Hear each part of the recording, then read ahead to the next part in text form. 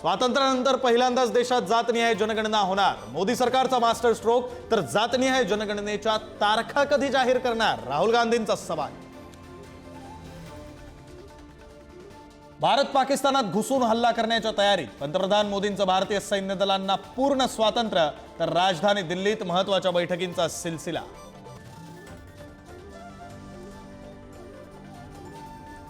भारत पाकिस्तानवर हल्ला करण्याच्या तयारीत, पाकिस्तानचे मंत्री अताउल्ला तरार यांचा दावा, तर गरज पडल्यास पाकिस्तान अणुबॉम्ब हल्ला करेल। नवाज शरीफ यांच्या मुख्यमंत्री मुलीची धमकी।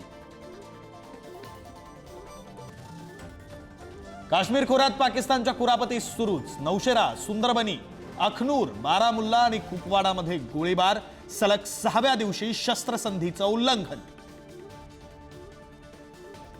पंतप्रधान नरेंद्र मोदींच्या हस्ते उद्या वेव्ह समिटचं उद्घाटन, आंतरराष्ट्रीय वेव्ह समिटचं यजमानपद महाराष्ट्राकडे। बॉलिवूड, टॉलिवूड, हॉलिवूड मधील दिग्गज होणार सहभागी।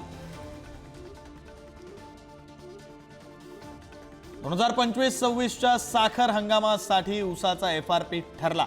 केंद्रीय मंत्रिमंडळ बैठकीत 3550 रुपये प्रति टन दर निश्चित, 400 रुपयांनी FRP वाढल्याची केंद्रीय मंत्री अश्विनी वैष्णव यांची माहिती।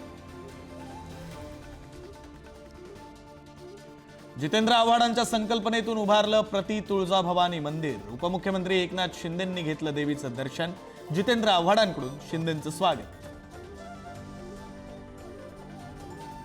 अखेर मुख्यमंत्री देवेंद्र फडणवीस वर्षा निवासस्थानी झाले शिफ्ट। अक्षय तृतीयेच्या शुभमुहूर्तावर मुख्यमंत्री वर्षा निवासस्थानी, 6 महिन्यांनंतर मुख्यमंत्र्यांचा सहकुटुंब मुक्काम वर्षावर।